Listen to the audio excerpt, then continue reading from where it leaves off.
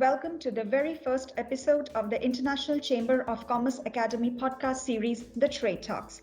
My name is Priyanka Satapati, and I will be your host for today's episode on trade finance trends, how the industry is innovating in the ever-evolving global trade landscape. We have with us today Andrea Hauptmann, Senior Global Consultant on Trade Finance at Raiffeisen Bank International and Chair of the ICC Guarantee Task Force. Andrea has also authored the ICC Academy's course on guarantees, which is part of our best-selling professional certifications, the Introductory Level Global Trade Certificate and the Advanced Level Certified Trade Finance Professional. Andrea, thank you for taking the time out of your busy schedule to join ICC Academy Trade Talks today. A very warm welcome. A very warm welcome from my side too. Hello, good morning, good afternoon, good evening from whichever time zone in the globe you are listening to this podcast. Andrea, the ongoing disruption caused by varied factors, from geopolitical tensions to that of the pandemic, has created a very different global trade terrain. This has resulted in a new trade finance landscape altogether. Can you talk us through this transition? Certainly. Well, this transition has already started before COVID-19 hit the globe. There are several points to mention here. First, there are new players on the market, especially in Asia, not only to mention China and India, of course, but a number of other countries became more and more important in global trade finance. The same counts for Africa. Second, and maybe the biggest problem, is the so-called trade finance gap. We talk about this problem for a couple of years now, and even the UN has established a working group dealing with it. After the global financial crisis in 2008-2009, the gap was estimated at about 1.6 trillion US dollar, which is more than 10% of the global trade volume. And over the past years, we managed to reduce it a little bit down to 1.2, 1.3, but certainly the gap will widen again during and after the pandemic. Third point, the political environment. Especially under the former US President Trump, sanctions were an often used, not to say popular tool, and we will have to wait what the new Biden administration will plan, but I'm pretty sure that sanctions will remain on a high level. Fourth point, the regulatory environment.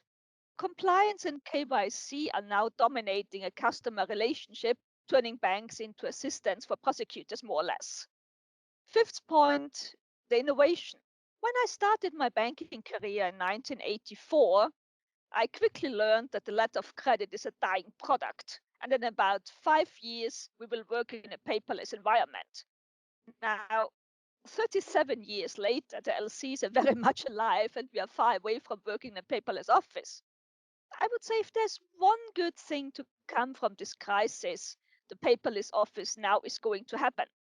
Because one thing is for sure, the home office came to stay, not in the 100% mode maybe as we're seeing now, but we will not see every employee coming to the office every day in the week. These times are gone forever, and with this, the old way of handling trade finance transactions will be gone too. Sixth and last, we see a new wave of nationalism in challenging the global trade finance. During the first peak of the crisis last year, the pandemic, global supply chains collapsed, and goods of vital importance like certain medications or even protective equipment were not available. And now, what we're seeing now is that with the vaccination programs rolling on, some governments impose export restrictions for much used vaccination in their own country. I think especially the medical sector proved vulnerable if you're relying only on one or two countries supplying the whole world. Most likely in certain sectors, a certain nationalism will remain also after the crisis. Thank you. Last year, ICC conducted a global survey on trade finance, which gathered responses from 346 banks in 85 countries. The survey clearly indicated the respondents' ambitions to expand their trade finance arrangements to new clients, products, and geographies. It's now very obvious that despite all challenges, trade finance positivity persists. In such a scenario, how do you think banks should strategize to support the evolving needs of their clients? Actually, that's a good question, but there's no simple answer to it. It is not a matter of what banks would or should do. It is much more a question of what banks are allowed to do. After the global crisis, regulators all around the world tightened their reins. And at that time, this was absolutely necessary. But meanwhile, there is the impression that the sector becomes a bit overregulated. Taking this into consideration and together with already aforementioned KYC and compliance requirement, customers even more correspondent banking relationship much more time consuming and expensive than in former times, which is leading not to a larger support of the client's needs, but to the contrary, it leads to a reduction. That's what we call de-risking. As a consequence of this, banks are reducing their correspondent banking network, some banks for more than 50%. Banks are even leaving countries or whole regions, which is especially hard for evolving and least developed countries. I think, and I'm strongly believe that in this critical environment, the multilateral banks like EBRD or ADB, so just to mention two of them, play a critical role. With the trade facilitation programs in place, they're stepping in where a single bank is reaching its limits.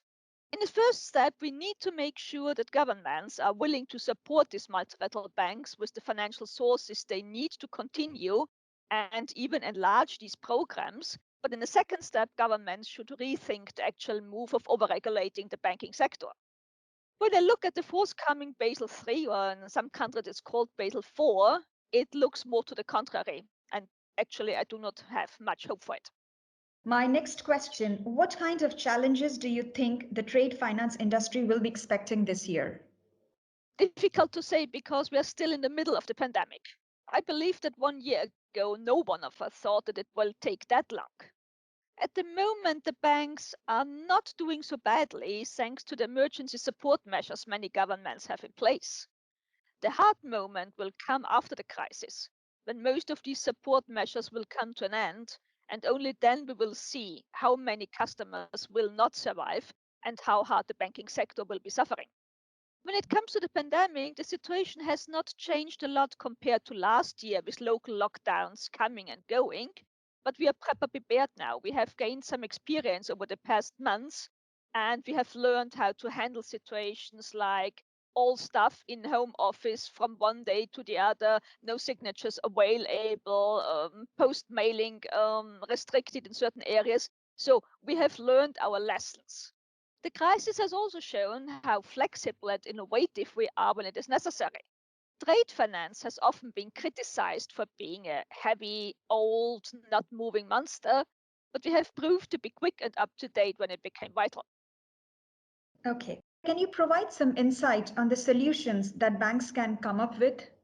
Oh, well, looking at the whole range of ideas, this would certainly far exceed the time schedule here. There are innumerable new tools, ideas, and initiatives on the market right now, most of them in the sector of digitalization. But when we're setting the digitalization aside for a moment, I would like to stress one big move. Banks are working on opening trade finance for other investors. In the beginning, I already mentioned the trade finance gap. Banks alone in the current regulatory environment are not able to close this gap. We need to make the trade finance sector attractive to other investors. The problem is that in trade finance, you have a wide range of different data. No transaction is really the same to the other one.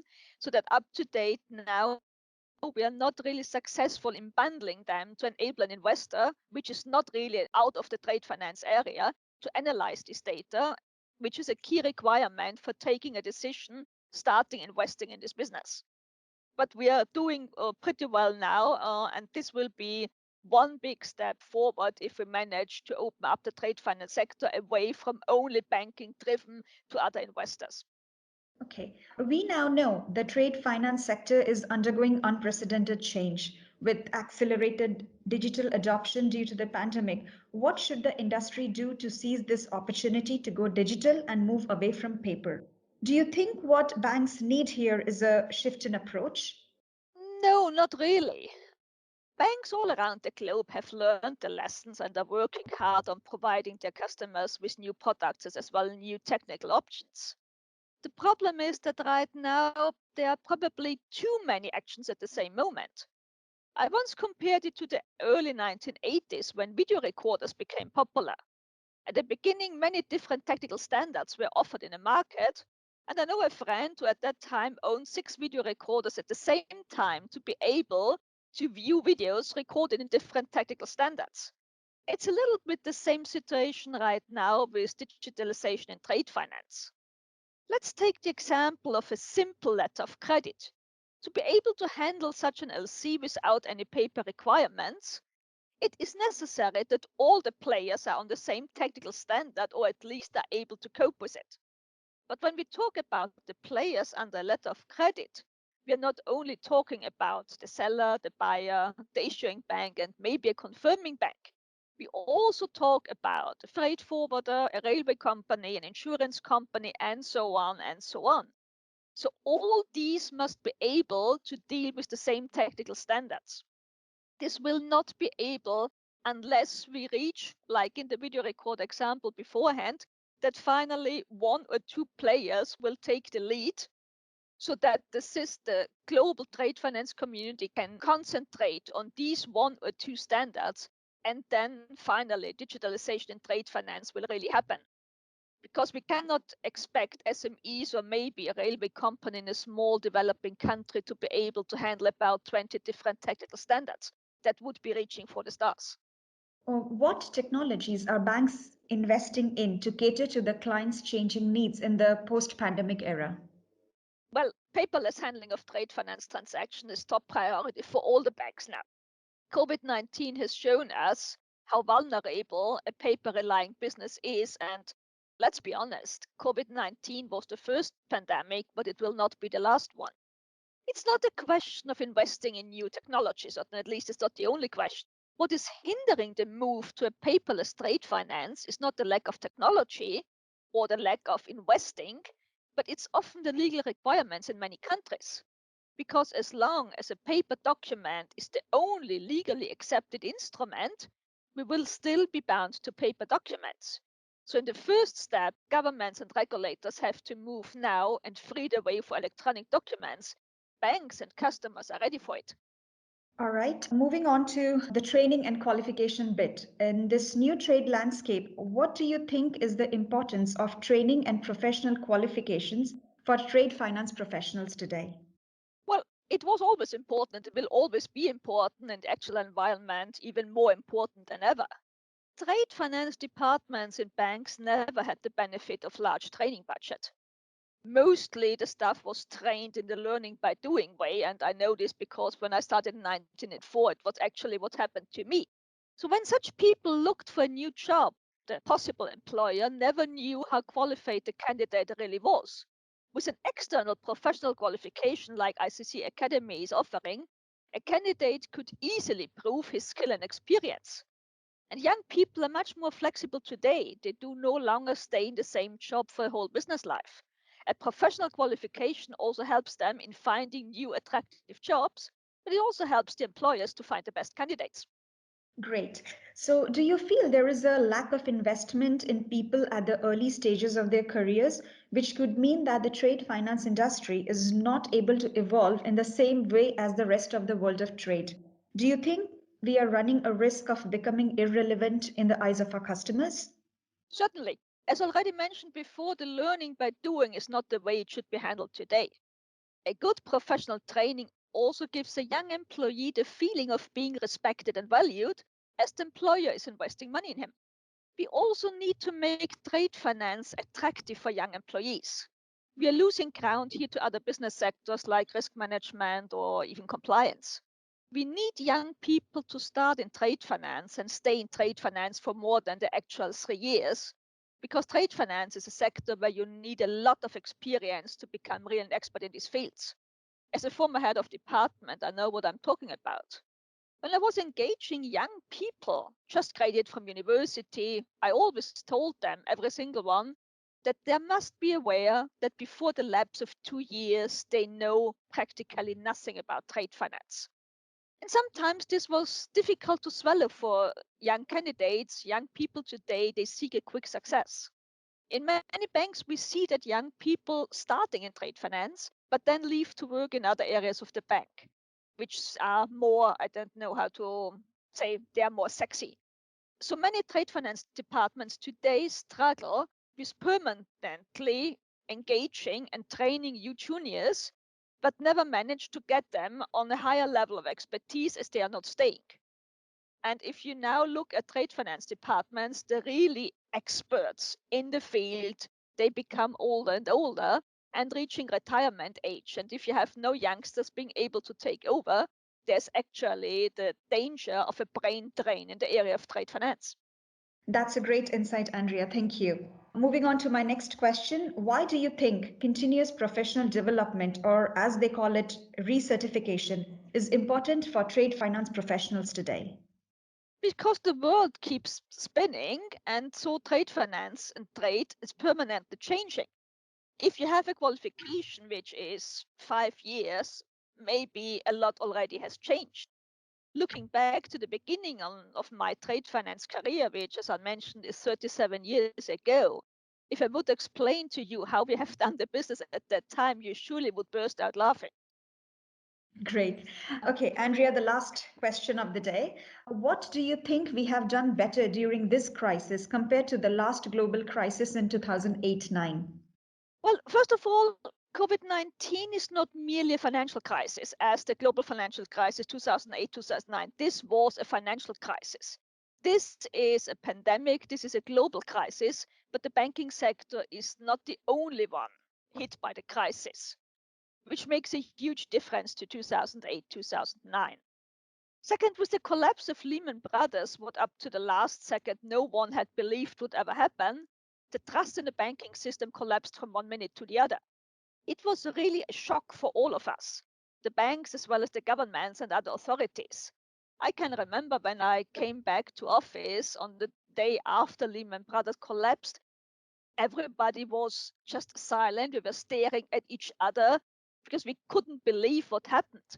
But since then, we have worked on a set of regulatory and legal measures to ensure that you can trust the financial system, which now helps us a lot. We now have regulations and tools in place to analyze and measure the risks and then take the necessary steps. This was not the case in 2008 and 2009. Also, governments are better prepared now and are ready to take concerted actions much quicker and more aligned than it was the case during the global financial crisis. One must admit today that without the GFC, we would have had much more difficulties in handling the pandemic today. Okay. All right, Andrea, any parting thoughts for our audience today? Well, I think it's a difficult time, challenging time we're living in, but it's also a fascinating time. I've never seen business change so quickly over the past decades than it's doing going now.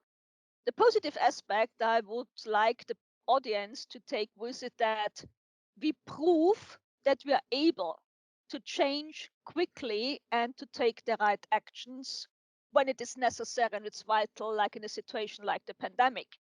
It's a shock for all of us. Many people suffer, but finally, I'm pretty sure we will turn out stronger than we have been before the crisis. Excellent. Thank you very much, Andrea, for your time today. All our audience listening to the podcast, should you have any questions on the topics discussed during the podcast, please feel free to reach out to Andrea directly. Her email is andrea.hauptmann@rbinternational.com. Thank you very much. Thank you, Andrea. My pleasure. Thank you to all.